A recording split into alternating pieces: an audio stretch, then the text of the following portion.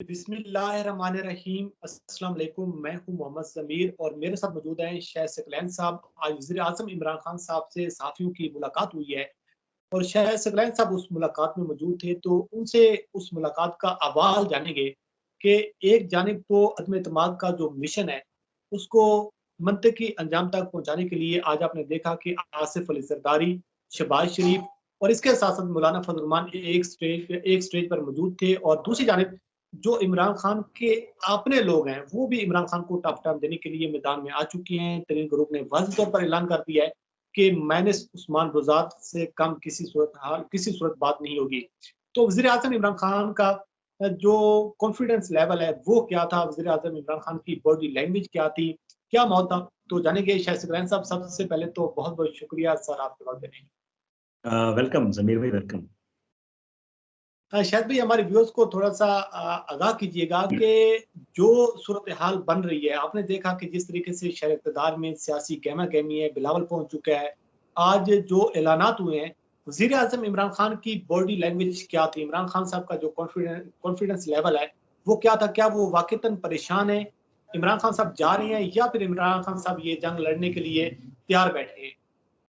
बिस्मिल्लाहिर्रहमानिर्रहीम अस्सलाम वालेकुम ज़मीर भाई आपको और आपके व्यूअर्स को बहुत-बहुत जो है अस्सलाम वालेकुम। आज हमारी मुलाकात थी जी, ये मुलाकात डिजिटल मीडिया विंग जो है प्राइम मिनिस्टर हाउस का उन्होंने अरेंज करवाई थी और उसमें डॉक्टर अरसलान और जो इमरान गज़ाली हैं, उनका बड़ा किरदार था।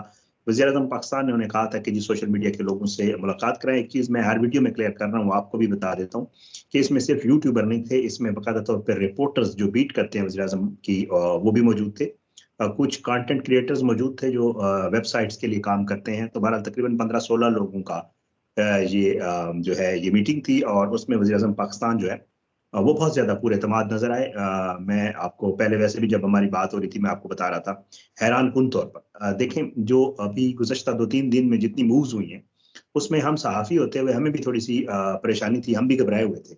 वो इसलिए कि ज़ाहिर है सूरत-ए-हाल जो है वो तब्दील होते पता नहीं चलता और सियासत हमारी जो है वो बिल्कुल अनप्रेडिक्टेबल है जो हमारे मुल्क में सियासत है। किसी वक़्त भी कुछ हो सकता है, कुछ कहा नहीं जा सकता।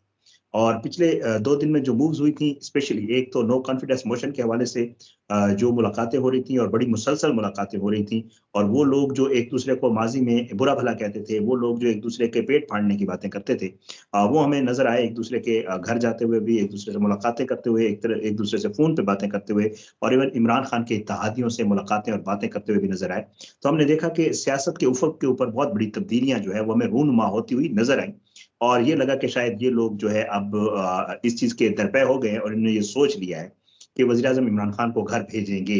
तो बहरहाल ये हमें नज़र आ रहा था। दूसरा जो है वो मैं पंजाब की सतह पे बात करूँ, कल अचानक से ऐसे हुआ कि बेदार हुए अलीम खान और उनको साढ़े 3 साल बाद याद आया कि जी इमरान खान जो है और उस्मान बुज़दार जो है वो वज़ीर आला उनको नहीं रहना चाहिए और वो बिल्कुल भी जो है इस काबिल नहीं है और वो मिस गवर्नेंस भी कर रहे हैं और वो लोगों से भी नहीं मिल रहे हैं। वो भी कल साढ़े 3 साल के बाद एकदम से अलीम खान को वो अपनी ख्वाब-ए-गफ़लत से जागे।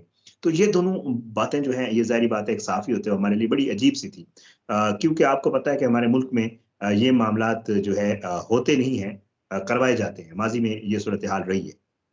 तो हम जो है इस चीज़ के ऊपर बड़ा वो थे कि जी और फिर साथ में हमें रात को बड़ी लेट आवर्स में कॉल आ गई थी कि जी आप लोगों ने कल पीएम साहब से आपकी मुलाकात है। तो हम एक तरफ तो खुश इसलिए थे कि ज़ाहिर-सी बात है इतने अहम मौके के ऊपर उन्होंने हमें ये चांस दिया है तो बड़ी बात होती है, ये कोई आम बात नहीं और इस बात के ऊपर बहुत सारे लोगों को तकलीफ और परेशानी भी हुई है। वो भी हमने देखी है जब हम वहाँ से निकले तो टीवी चैनल्स की स्क्रीन पे चलना शुरू हो गए। देखें ज़मीर भाई मैंने आपको जैसे पहले कहा है ना, बिल्कुल भी 2 चीज़ें बड़ी क्लियर हैं और वो ये है, एक तो इमरान खान साहब बड़े कॉन्फिडेंट हैं और उनको ये पता है कि तहरीक-ए-एतमाद नाकाम होगी।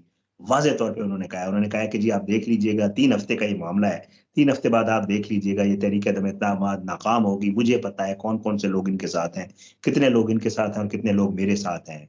एक तो तहरीक-ए-एतमाद के हवाले से बिल्कुल भी वो परेशान नहीं थे, वो कॉन्फिडेंट थे बल्कि ओवर कॉन्फिडेंट थे, मैं आपको ये बता दूँ। और दूसरा जो है जो आपने घबराए हुए बात की है, वो बिल्कुल भी मैंने आपको पहले भी कह दिया है कि वो घबराए हुए नहीं थे, बल्कि उन्होंने तो हमें परेशान कर दिया है कि ज़ाहिर-सी बात है, ये एक ह्यूमन साइकी है कि जब इस किस्म की सिचुएशन होती है, तो ज़ाहिर है बंदा थोड़ा बहुत तो परेशान होता है या नज़र आता है या बातों में थोड़ा डिस्कनेक्ट होता है, पता चलता है कि यार ये बंदा थोड़ा परेशान है। आप यकीन करें, वो कुर्सी के साथ ऐसे जो है बाकायदा टेक लगा के हमसे बात करते रहे, ही वाज़ रिलैक्स और वो जो है उन्होंने बड़ी खुली खुली बातें की हमारे साथ, पाकिस्तान से लेकर फॉरेन पॉलिसी, जो आपके ताल्लुकात हैं जनाब इनके, जो फौज सिविल मिलिट्री रिलेशंस हैं उसके हवाले से, ये सारी बातें उन्होंने बड़ी क्लियर की हैं।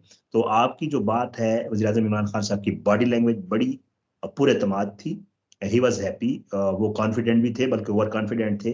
तहरीक अदम एतमाद के हवाले से बिल्कुल उनको पता था, वो कहते हैं कि जी मेरे फिंगर टिप्स के ऊपर है।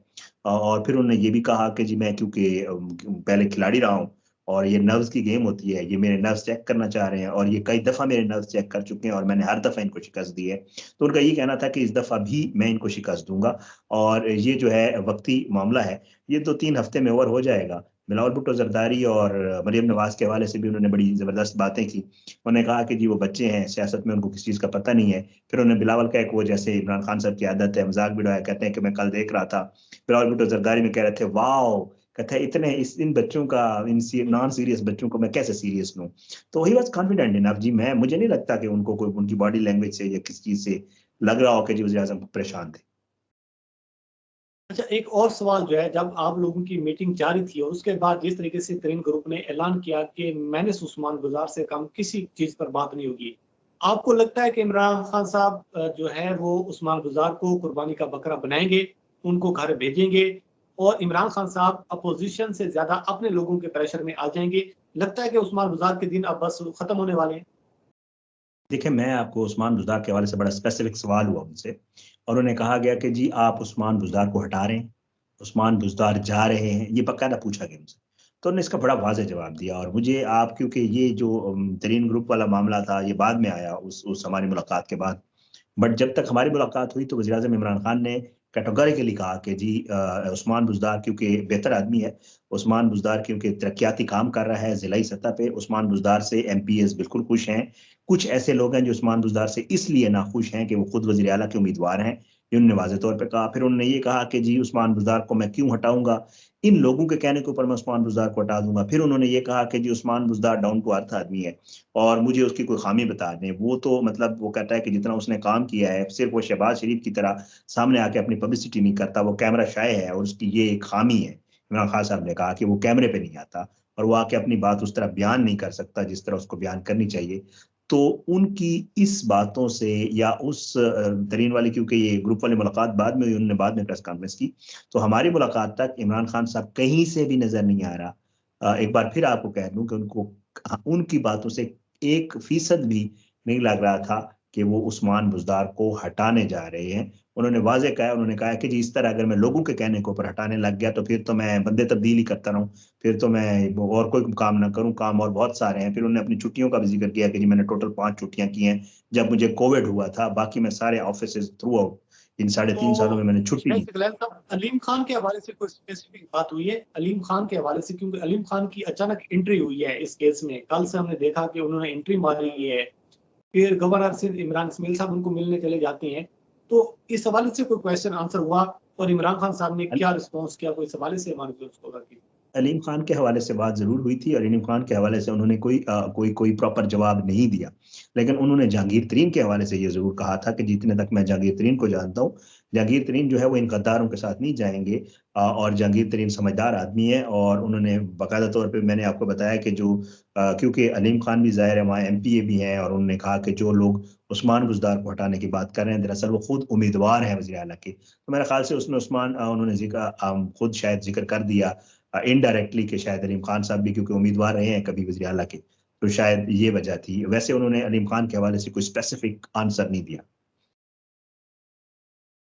अच्छा, आखिर पर ये बताइएगा कि ये जो आपकी मुलाकात हुई है तकरीबन 1 घंटे के लगभग, जो बातें वहाँ पे डिस्कस हुई हैं, जो चीज़ें आपने ऑब्ज़र्व की हैं, आपको लगता है कि इमरान खान जो है इस क्राइसिस से निकल पाएगा? और अगर इमरान खान साहब इस क्राइसिस से निकल जाती हैं, तो वो इमरान खान ज़्यादा खतरनाक होगा आज वाले इमरान खान से? देखें, क्राइसिस से निकलने की बात तो देखें, मैं आपको जैसे पहले कह सकता हूँ सियासत बड़ी अनप्रेडिक्टेबल सी बात होती है। कोई पता नहीं चलता जी, हमने तो इमरान खान को वहाँ कहा भी सही थे, हो सकता है कि आप 15, 20, 25 दिनों के बाद वज़ीर-ए-आज़म ना हो। ये बाकायदा तौर पे वहाँ उनको कहा गया, तो उन्होंने कहा नहीं जी ऐसी बिल्कुल भी कोई बात नहीं है। मैं बिल्कुल भी नहीं समझता कि हुकूमत जा रही है। लेकिन ज़ाहिर है आपको पता है कि कुछ कहा नहीं जा सकता। सिचुएशन हमेशा 50-50 रहती होती है। जो सिचुएशन है। और दूसरा जो है, आपने जो बात की, उन्होंने बड़ा वाजे उस दिन जलसे में कहा था मेलसी वाले में, और आज हमारी मुलाकात में उन्होंने कैटेगोरिकली कहा, उन्होंने कहा है कि जी आप देखिएगा, ये इनकी तहरीक अदम एतमाद नाकाम होगी, और उसके बाद आप देखिएगा जितना मैं इनको क्रश करूंगा ना, ये 2028 तक उठ भी नहीं सकेंगे। उन्होंने बाकायदा वाजे कहा 2028, 2028, ठीक है।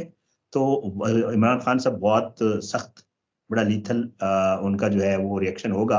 लग ही रहा था उनकी बातों से कि उनको केसेस के हवाले से भी वो कह रहे थे। फिर जाहिर है आरिफ हमीद भट्टी साहब ने उस दिन एक बात की थी, आई डोंट नो, उनकी अपनी एक खबर है, वो कह रहे हैं कि शायद 10 लोगों को उन्होंने किसी मीटिंग में नाम भी लिया है कि वो यकीनन जेल जाएंगे अगर ये तहरीक अदम एतमाद नाकाम होती है। अब वो 10 लोग कौन है, भट्टी साहब ही बता सकते हैं। लेकिन खान साहब के जो खान साहब के इरादे थे वो मुझे ठीक नहीं लग रहे थे ये पोजीशन के हवाले से, अगर तहरीक अदम एतमाद नाकाम होती है तो।